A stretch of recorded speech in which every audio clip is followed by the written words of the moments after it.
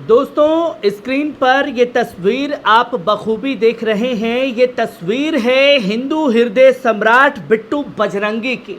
जी हाँ, वो बिट्टू बजरंगी जो मास्टरमाइंड है नू मेवात में दंगा भड़काने का, जिसने दंगा भड़काने का काम किया।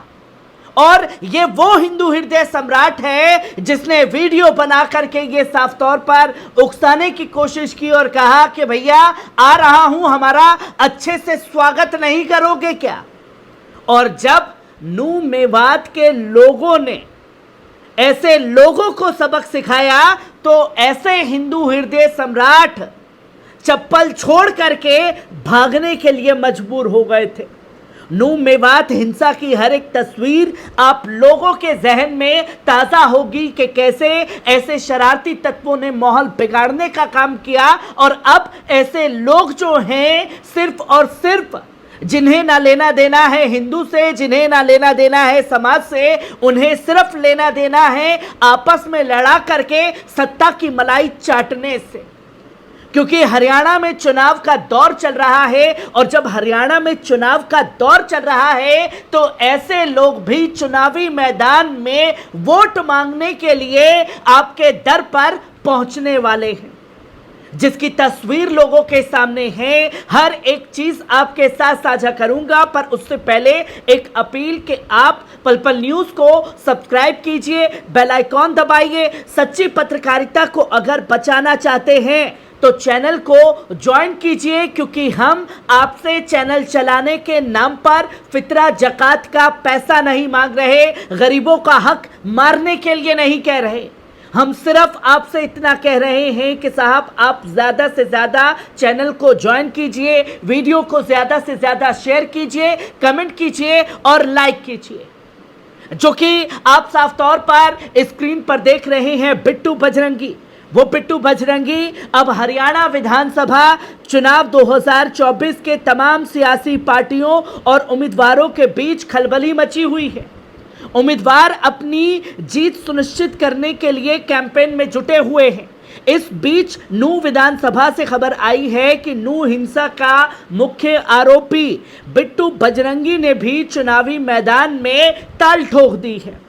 बिट्टू बजरंगी ने फरीदाबाद एनआईटी विधानसभा 86 से निर्दलीय उम्मीदवार के तौर पर सोमवार 9 सितंबर को नामांकन दाखिल किया। उन्होंने आज फरीदाबाद सेक्टर 12 स्थित लघु सचिवालय में अपने साथियों के साथ नॉमिनेशन पर्चा भरा। वहीं बिट्टू बजरंगी के नामांकन पत्र दाखिल करने की सूचना मिलने पर पुलिस ने लघु सचिवालय के बाहर सुरक्षा व्यवस्था चाक चौबंद कर दी थी। बिट्टू बजरंगी के चुनाव से संबंधित सारे जरूरी दस्तावेज चेक करने की प्रक्रिया के बाद बिट्टू बजरंगी का नामांकन पत्र जमा कर लिया गया है, जिसकी चीजें लोगों के सामने आई और खुद पुलिस प्रोटेक्शन ऐसे लोगों को दे करके नामांकन भराया जा रहा है। तो सोच सकते हैं कि कैसे समाज में नफरत घोलने का काम प्रशासन द्वारा भी जारी है। पर सवाल यही खड़ा होता है कि भैया अपने आप को हिंदू हृदय सम्राट कहते हैं। ये कैसे हिंदू हृदय सम्राट हैं जो सत्ता की मलाई चाटने के लिए, जिन्हें ना हिंदू से मतलब है, सिर्फ और सिर्फ अपनी राजनीति चमकाने से मतलब है। नू का मुख्य आरोपी बिट्टू बजरंगी पर मामले दर्ज हैं। उल्लेखनीय है कि बिट्टू बजरंगी ने ही बजरंग दल के नाम से एक धार्मिक संगठन बनाया है।